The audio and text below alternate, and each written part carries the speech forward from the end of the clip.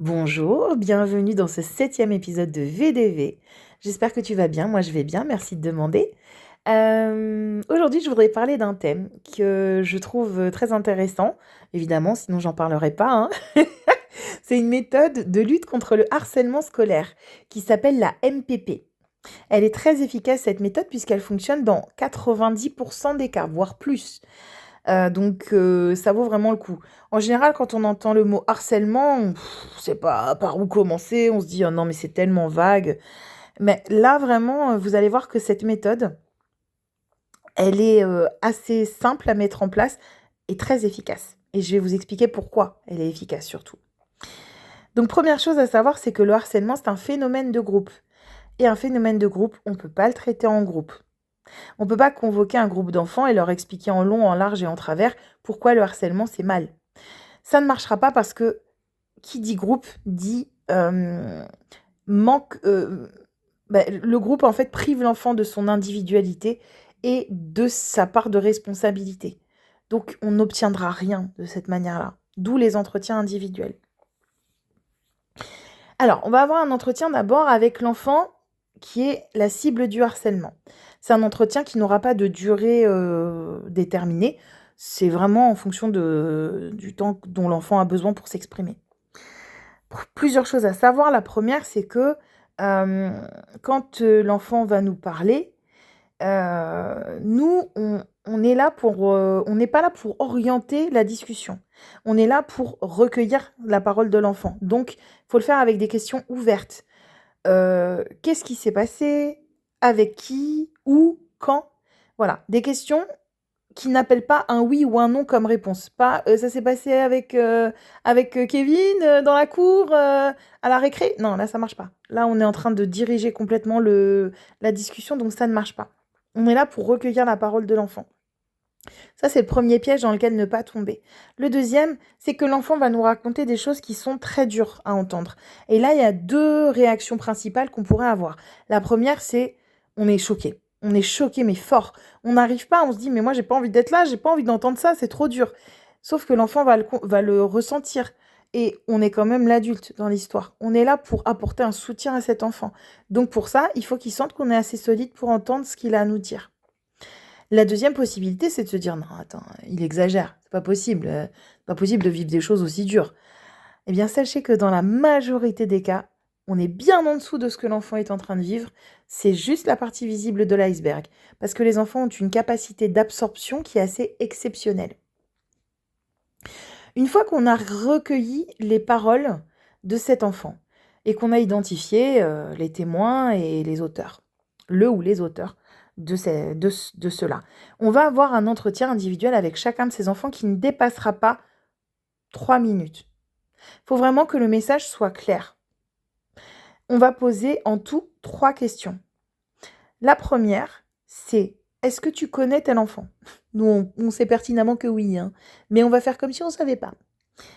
La deuxième, c'est: «Est-ce que tu as remarqué que cet enfant ne va pas bien parce que nous, adultes, on s'inquiète pour cet enfant?» Là, on envoie un message. On envoie le message, on voit ce qui se passe.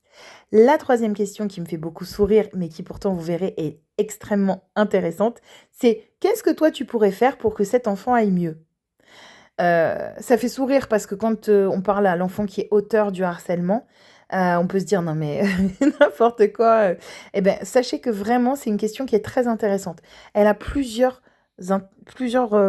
raisons d'être. La première, c'est que ça permet à l'enfant de s'en sortir la tête haute.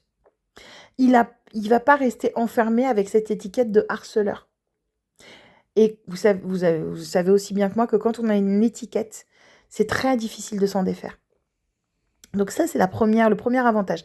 La deuxième chose, c'est que si on dit: «Je sais que c'est toi», qu'est-ce qu'on fait nous? Quelle est notre première réaction quand on nous accuse? Ben, on se défend. Donc là, on va avoir, soit, des dénégations, véhémentes: «Non, c'est pas moi!» ou alors, des yeux de chapeauté: «Moi? Mais jamais de la vie!» Ça, c'est la possibilité. Mais en plus, le risque, c'est, et d'ailleurs, je vais même vous dire, c'est même pas un risque, c'est sûr que c'est ce qui va arriver, il y aura des représailles. L'enfant va se venger sur l'enfant qui a parlé. Donc, est-ce que le harcèlement s'arrête? Non. Et nous, c'est pourtant ça qu'on veut. Donc, je vous répète les 3 questions. Est-ce que tu connais cet enfant? Est-ce que tu as remarqué qu'il ne va pas bien? Et qu'est-ce que tu pourrais faire concrètement pour aider cet enfant? Si l'enfant répond oui à ces 3 questions, ah ben, formidable. Eh ben, écoute, tu peux, dans ce cas-là, je t'invite à mettre en place ce à quoi tu penses et on se revoit très vite pour en parler.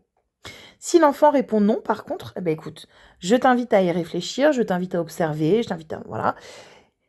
Et on se revoit et on en parle très vite.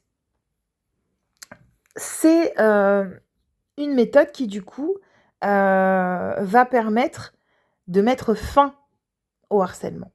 Nous, notre objectif, c'est pas de sanctionner à tout prix, c'est de mettre fin au harcèlement, je le répète. Les parents dans tout ça. Alors les parents, on peut les prévenir, mais par contre, on va leur demander de ne pas exercer de sanctions, puisqu'on est déjà en train de mettre quelque chose en place sur le terrain. L'autre chose aussi à savoir, c'est qu'il n'y a pas de profil spécifique d'enfant auteur de harcèlement. Ça peut être n'importe qui. Tout comme un enfant victime de harcèlement peut être n'importe qui. Donc, n'ayons pas trop d'idées reçues là-dessus et gardons l'esprit ouvert et intéressons-nous aux faits. Et d'ailleurs, ça m'amène au prochain épisode que je ferai sur le thème de l'observation. Et vous verrez que c'est super intéressant. En tout cas, moi, j'ai trouvé ça passionnant et je ferai tout pour que vous trouviez ça aussi passionnant que moi.